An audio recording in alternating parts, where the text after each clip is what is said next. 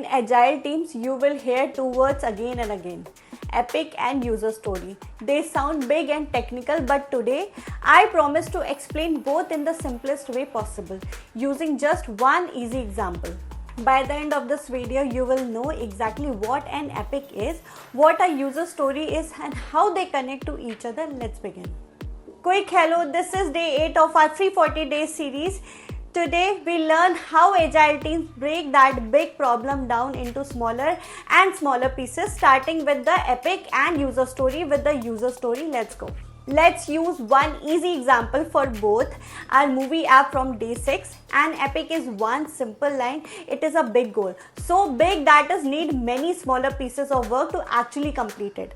For our movie app, an epic could be help customer discover movies they will love. That is a big goal. It cannot be built in 1 or 2 days. It might take weeks and many different features to full achieve. A user story is one simple line too. It is a one small specific piece of that big goal, small enough to build in just a few days. So from that, some epic help customers discover movie they will love will get several small user stories like: number 1, show a trending near you section on the home screen. Second, let customer filter movie by genre. Third, recommend movies based on what a customer watched before. Number 3, recommend customers about movies they added to their wish list. Notice this, the epic is the big destination, the user story are the small steps that actually get you there. Here is a simple side-by-side view. So in one line, an epic is the big why and user stories are the small whats that make it real. Now that we know the difference, let's focus on writing a good user story. Almost every user story in the world follows the same easy formula. As a type of user, I want what they actually want to do, so that why they want it. 3 small blanks, fill them in and you have complete user story. Let's see this in an action. Let's write some together.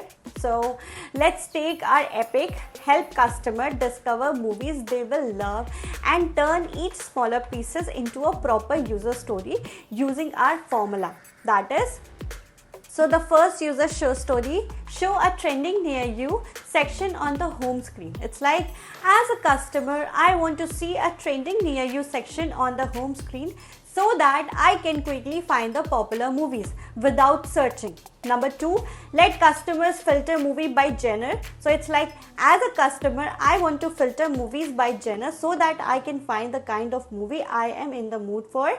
Next, recommend movies based on watch history. So it's like, as a customer, I want to see recommendations based on movies I have already watched so that I discover films similar to what I already enjoyed.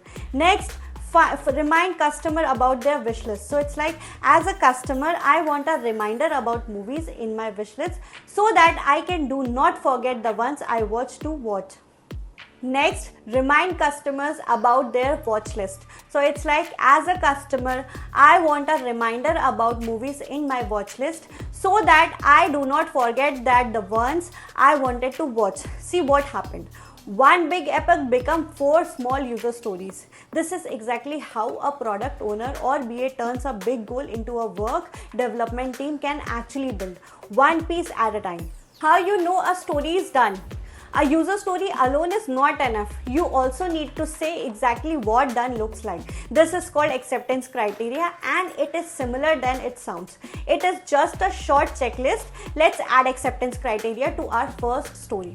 As a customer, I want to see a trending near you section on the home screen. The section appears at the top of the home screen above all other content.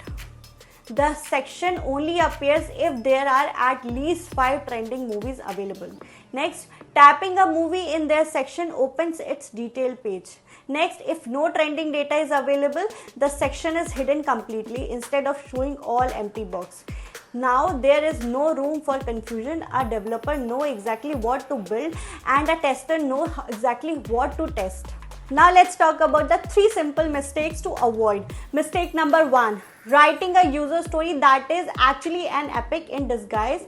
If your story needs week of work and 10 acceptance criteria, it is probably an epic. Break it down into smaller stories first. Mistake number 2, forgetting the so that part. Without the reason, a developer might build the feature in a way that is technically correct but misses the actual point.